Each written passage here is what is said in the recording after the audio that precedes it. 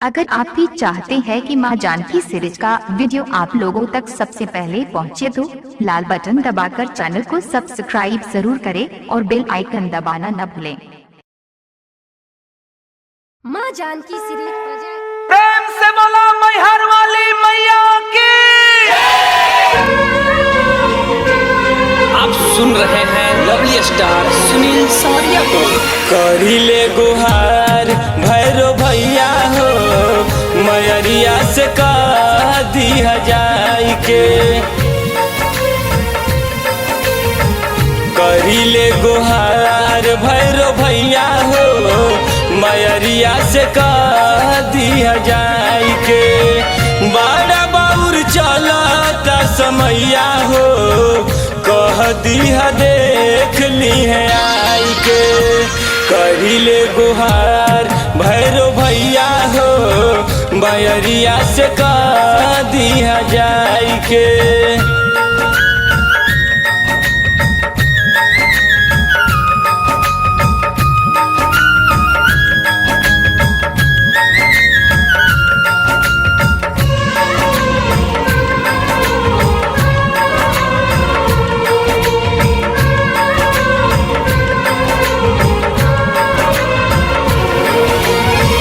केहू ना सुरक्षित बाटे चोरवन के राज में। गौ माता काटल जाली खुलाए समाज में।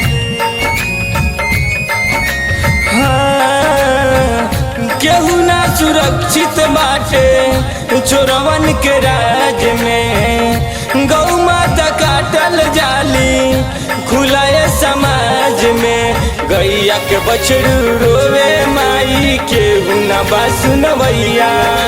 छोड़ के कहवा सूतल बाण, बोला न कृष्ण कन्हैया। केहू नहीं बाटे रखवैया हो, कह दिया देख ली है आई के। करिले गुहार भैरो भैया हो, मयरिया से कह दिया जाके।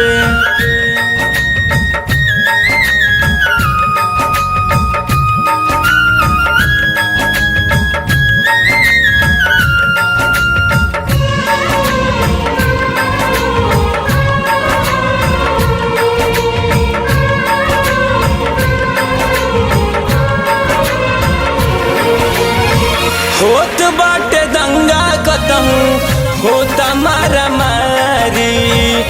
कतहूँ दहेज खातिर जारल जारी नारी।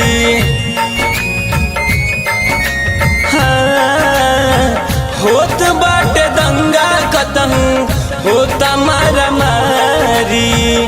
कतहूँ दहेज खातिर जारल जाली नारी।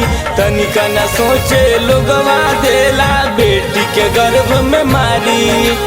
दुनिया पूरा खत्म हो जाई रही ना जब नारी। कैसे होई बेटी के विदैया हो, कह दिया देख ली है आई के।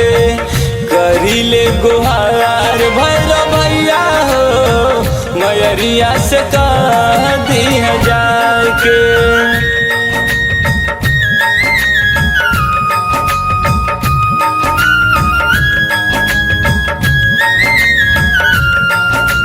आप सुन रहे हैं लवली स्टार सुनील सौरिया को। संगीत संतोष चौरसिया।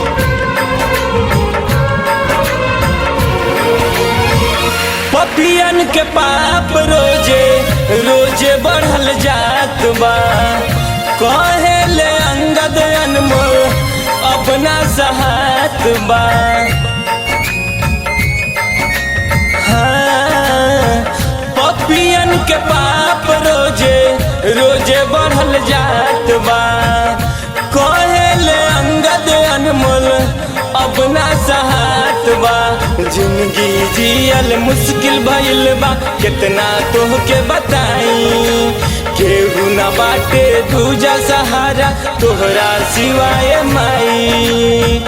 कहता रे सुनीला सावरिया हो, कह दिया देख ली है आई के।